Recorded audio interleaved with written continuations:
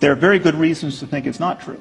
And we know this from now 150 years of neurology, where you damage areas of the brain and faculties are lost. And they're clearly, it's not that everyone with brain damage has their soul perfectly intact, they just can't get the words out.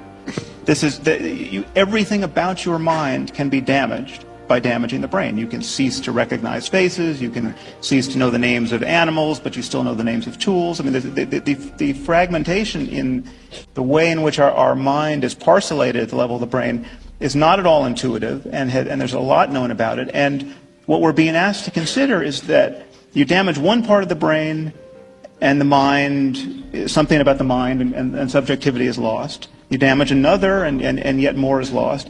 And yet if you damage the whole thing at death, we can rise off the brain with all our faculties intact, recognizing grandma and speaking English.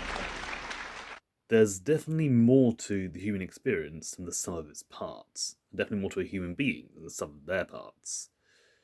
Just because something is broken and we can't process, we can't experience, and we can't understand certain things as a result of that damage, that does not mean that us as a being is completely damaged.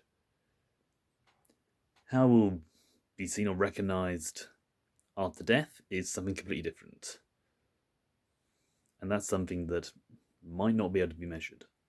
I know many people will say then it can't be scientific, but unfortunately, the world doesn't always run on science. Science is a way of measuring the world, not necessarily how to experience it.